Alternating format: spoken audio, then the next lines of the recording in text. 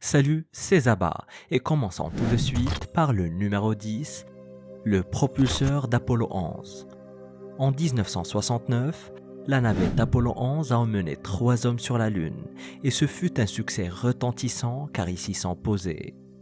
Le monde n'a plus jamais été le même.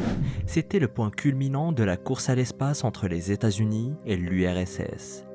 Et de nombreux moments historiques ont eu lieu pendant ce vol. Mais aussi beaucoup de choses ont été laissées derrière, comme le veut la procédure standard. Après le décollage de la navette en Floride, elle s'est élevée vers le ciel et ce faisant, elle détacha de nombreux éléments, y compris ses 5 propulseurs de fusée. Et les recherches pour retrouver ces moteurs ont duré plusieurs décennies mais n'ont jamais abouti. En tout cas jusqu'à ce qu'en 2012, un homme du nom de Jeff Bezos entame une mission secrète pour tenter de retrouver les moteurs perdus. Et si vous avez l'impression de connaître ce nom, c'est parce que c'est le nom de l'ancien PDG d'Amazon. Il y a 46 ans, Neil Armstrong a marché sur la Lune. Et désormais, nous avons récupéré une merveille technologique critique qui a rendu tout cela possible, avait déclaré Bezos. Les 2 moteurs récupérés par l'équipe de recherche ont été retrouvés au fond de l'océan Atlantique. Mais au début, ils ne pouvaient pas confirmer qu'ils provenaient de la navette d'Apollo 11. Cela était dû au temps qu'ils avaient passé dans l'eau, au processus d'érosion, au feu provoqué par le détachement et à d'autres facteurs. Il y avait un secret que l'océan s'obstinait à ne pas livrer, l'identification de la mission. La partie incendiée des composants et la forte corrosion due à 43 ans d'immersion ont fait disparaître ou recouvert la plupart des numéros de série d'origine. Le Kansas Cosmosphere and Space Center a confirmé après un lent processus que la découverte provenait bien d'Apollo 11. Ils ont trouvé des numéros de série sur le moteur indiquant finalement de quel vaisseau il provenait, ce qui prouve qu'il s'agit bien des moteurs de cette mission légendaire. La NASA expose désormais fièrement les moteurs comme un témoignage du programme spatial et de la première mission sur la Lune. Mais ce qui pourrait bien être la plus grande ironie dans tout cela, c'est qu'alors que ces pièces de moteur ont été récupérées, de nombreux débris d'autres vaisseaux de la NASA et d'autres agences spatiales sont éparpillés dans l'océan et ils ne sont pas pressés de les récupérer. Numéro 9, homme de marée. L'homme de marée ou géant de Stewart qui s'étend sur 2,7 km de longueur avec un périmètre d'environ 28 km et une superficie totale d'environ 250 hectares. C'est un géoglyphe exceptionnel en Australie du Sud. L'imposant géoglyphe est facilement visible depuis l'espace, mais la question est de savoir qui l'a dessiné. L'un des créateurs présumés est Bartius Goldberg, un artiste des territoires du Nord décédé en 2002. Il vivait dans la ville d'Alice Springs et était connu pour sa volonté de créer une œuvre d'art qui serait visible depuis l'espace. Mais lorsqu'il a été interrogé, il a refusé de nier ou de confirmer qu'il était bien le responsable. Inutile de dire que le public était très heureux de cette création et en 2018, l'aventurier Dick Smith a affirmé qu'il offrait une récompense de $5 000 à toute personne qui pourrait donner des informations sur son créateur. Il sera ensuite soutenu par le gouvernement d'Australie lui-même, affirmant qu'il n'y aurait aucune action judiciaire contre le créateur s'il est identifié. Cette étonnante œuvre qui est censée représenter un chasseur natif aborigène a été étonnamment trouvée complètement par hasard par un pilote survolant l'Outback en 1898. C'est techniquement l'un des plus grands géoglyphes du monde, mais son origine reste encore un mystère. Personne ne revendique vraiment sa création et il n'existe aucun témoin oculaire.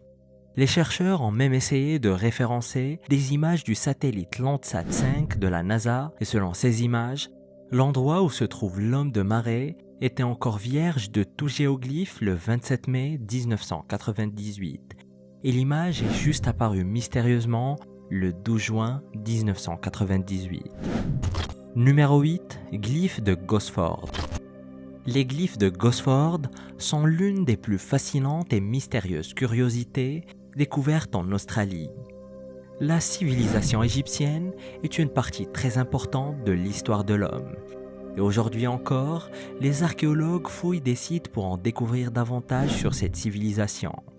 Mais imaginez leur surprise lorsqu'ils ont découvert une pierre complètement recouverte de hiéroglyphes égyptiens dans la région de la Nouvelle-Galles du Sud, en Australie. Il y avait environ 300 hiéroglyphes égyptiens sur le site, ils se trouvent près des pétroglyphes aborigènes de la région. Cependant, depuis leur découverte dans les années 70, des chercheurs et des universitaires ont affirmé qu'il pourrait s'agir d'un canular. Mais beaucoup croient qu'ils sont d'origine égyptienne. De véritables hiéroglyphes laissés là par deux princes égyptiens naufragés sur le continent australien. Et ces symboles complexes auraient été gravés il y a environ 5000 ans. Mais des chercheurs et des professeurs affirment que la façon dont les hiéroglyphes ont été sculptés ne correspond pas du tout aux techniques des anciens Égyptiens. Nagaweb Kanawadi, un professeur australien d'égyptologie, a également affirmé qu'ils ne sont pas du tout authentiques et qu'ils ont été réalisés au début des années 1980, concluant que les hiéroglyphes dans les mêmes panneaux étaient considérablement différents et que certains ont été gravés à l'envers. Mais selon une autre théorie, les glyphes auraient été gravés dans les années 1920 par des soldats australiens, à l'époque où l'Égypte ancienne suscitait beaucoup d'intérêt après la découverte de la tombe de Toutankhamon. Et même si ces glyphes sont largement démystifiés, certains tentent toujours de prouver leur authenticité. Il existe même des mentions des glyphes dans la Bibliothèque nationale d'Australie à Canberra et le musée britannique à Londres. Numéro 7. Cascade horizontale. Sir David Attenborough l'appelait la merveille naturelle la plus inhabituelle d'Australie. Située sur la côte de Kimberley, cette marée se transforme de toutes sortes de façons. Connue sous le nom de Horizontal Falls ou Horizontal Waterfalls, signifiant littéralement en français « cascades horizontales ». Ce phénomène océanique est le résultat de l'un des plus grands mouvements de marée du monde, qui comprime deux étroites failles dans la côte de Kimberley. C'est comme si quelqu'un avait retiré le bouchon d'une baignoire géante. Des millions de litres d'océan aspiraient à travers une gorge marine très étroite. L'eau se déchaîne et s'agite pendant les marées les plus fortes. Jusqu'à 4 millions de litres d'eau se déversent par les brèches chaque seconde. Et les chutes d'eau de la baie de Talbot de l'archipel des Boucaniers ne ressemblent à aucune autre chute d'eau et l'eau s'écoule horizontalement. La chaîne de montagnes McLarty, dont les deux crêtes sont parallèles et distantes d'environ 300 mètres, abrite les Twin Gaps. En plus d'être horizontales, les chutes sont également réversibles chaque jour. Lorsque la marée tourne, les chutes s'écoulent dans la direction opposée, et c'est pourquoi c'est le courant le plus dangereux d'Australie. La faille côté mer fait environ 20 mètres de large, tandis que celle du côté opposé fait environ 10 mètres. Le phénomène naturel est créé lorsque l'eau de mer s'accumule plus rapidement d'un côté de la gorge que l'autre. Il existe même des petites croisières qui traversent les gorges pour ceux qui veulent faire l'expérience des chutes, mais il est bien sûr interdit de s'y baigner. Numéro 6. Wave Rock. En Australie, l'océan n'est pas le seul endroit où l'on peut admirer une vague. À un peu plus d'1 kilomètre à l'est de la modeste ville de Hayden, dans l'outback australien, se trouve une vague spectaculaire qui ne se brise jamais et qui, heureusement pour nous, est complètement figée dans le temps. Les géologues ont daté la roche à environ 2,63 milliards d'années, bien avant que les dinosaures ne parcourent la Terre, et la formation elle-même a commencé à se constituer pendant la période du Crétacé, il y a plus de 100 millions d'années lorsque l'Australie s'est séparée de l'Antarctique. Ça semble à peine réel, mais la roche ondulée semble être de l'eau pétrifiée. Faite de millénaires de pierres superposées, elle fait 15 mètres de haut et plus de 300 mètres de long. Les géologues appellent cela une pente évasée qui se forme à la base d'une colline ou d'une montagne rocheuse isolée et qui se détache d'un plan. Il existe plusieurs autres exemples de pentes évasées de ce type en Australie, mais aucune ne ressemble à Wave Rock. En plus d'être un haut lieu touristique avec plus de 100 000 visiteurs par an, cet endroit est un site sacré pour les populations indigènes locales depuis des milliers d'années. Les tribus locales croient que Wave Rock est une création du serpent arc-en-ciel mystique créé dans son sillage, entraînant son corps de serpent sur la terre après avoir consommé toute l'eau. Et petit fait très intéressant sur Wave Rock qui est rarement montré par les photographes est le mur de retenue qui se trouve à mi-chemin du haut du rocher. Celui-ci suit son tracé sur toute la longueur et permet la collecte de l'eau de pluie qui est redirigée vers un barrage. Numéro 5. Tunnel de Verluisant. Le tunnel Glowworm est un tunnel ferroviaire désaffecté en Nouvelle-Galles du Sud en Australie. Il recèle un spectacle époustouflant grâce à des verluisants, des larves bioluminescentes d'Arachnocompa, un type de moucheron qui ressemble à des lucioles. Et pour atteindre le spectacle bleu-vert féerique, les explorateurs doivent d'abord traverser un chemin légèrement caouteux en voiture et marcher le long des voies ferrées abandonnées en passant par des forêts luxuriantes, des gorges étroites et des formations rocheuses mystiques. Mais tout cela en vaut largement la peine. Le tunnel a été construit à l'origine comme une composante d'un chemin de fer au début des années 1900, mais a été démantelé en 1940, ce qui a permis aux parois humides d'être recouvertes de milliers de verluisants étincelants, et les visiteurs de la grotte l'ont décrit comme étant un spectacle époustouflant. Les lucioles produisent une lumière froide sans fréquence infrarouge ou ultraviolette à partir du bas de leur abdomen. Parfois, la lumière peut être jaune, verte ou rouge pâle. Et comme les lucioles sont sensibles au bruit et à la lumière, les visiteurs du tunnel doivent d'abord éteindre leurs torches et rester silencieux avant que les petites lumières bleues et vertes ne scintillent. Numéro 4. Shell Beach. Cette magnifique plage blanche comme neige est composée de milliards de petits coquillages dont la profondeur peut atteindre 7 mètres et s'étend sur plus de 80 km. Et il n'y a aucun grain de sable, seulement des coquillages. Mais comment est-ce possible ? Cette plage est l'un des rares endroits au monde où les coquillages remplacent le sable ou les galets. Incroyablement, la plage est composée de coquillages provenant de la coque de Shark Bay. Et si vous ne savez pas ce que c'est, vous n'êtes pas seul, je vous rassure. C'est un mollusque bivalve marin que l'on retrouve dans les eaux peu profondes de la côte ouest de l'Australie. Et par temps calme, la plage de Shell Beach se transforme en une véritable palette de vert et de bleu des plus intenses. Et l'eau y est très salée, ce qui permet à ceux qui ne sont pas de grands nageurs de flotter très facilement. Le phénomène, connu sous le nom d'hypersalinité, est favorable à la survie de certains mollusques marins, comme les coques, et en même temps défavorable à certains de ses prédateurs.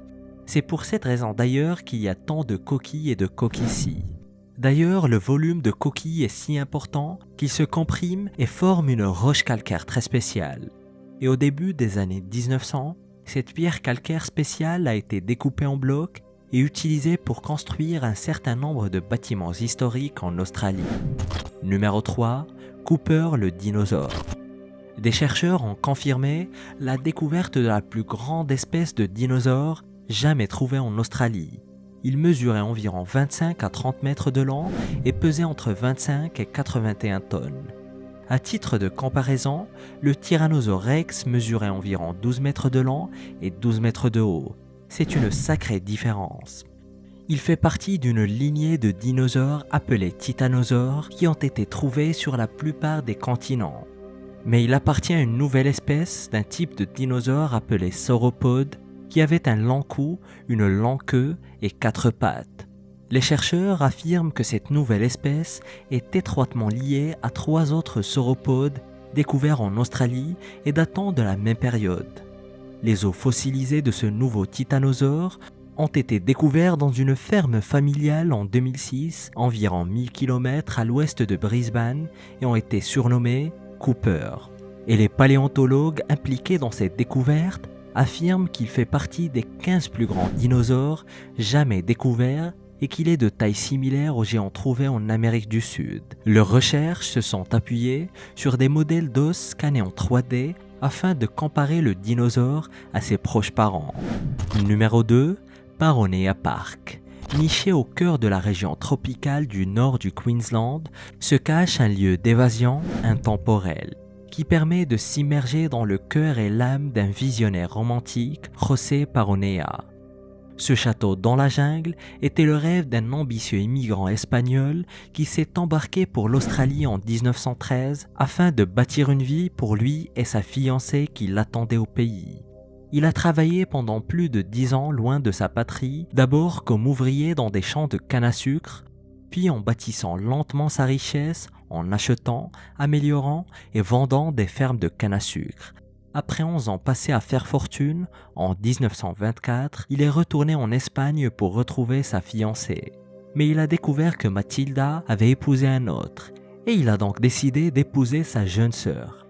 Il a dû se dire que c'était la même chose en plus jeune. Et en 1925, il a navigué avec elle vers l'Australie pour un voyage de noces.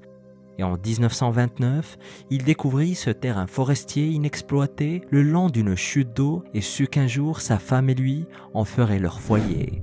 Ils passèrent les 10 années suivantes à bâtir le château de leurs rêves de leurs propres mains, et les Paronea voulurent partager leur château de rêve avec le public. C'était l'endroit idéal pour les mariages, les rassemblements sociaux, et cet héritage se poursuit d'ailleurs toujours. Numéro 1, Coober Pedy. Coober Pedy est une petite ville australienne dont la moitié des habitants vivent sous terre. Ce lieu insolite est au centre de l'industrie minière australienne de l'opale. On estime que 70% de la production mondiale d'opale est liée à cette toute petite ville, ce qui lui vaut le titre de la capitale mondiale de l'opale.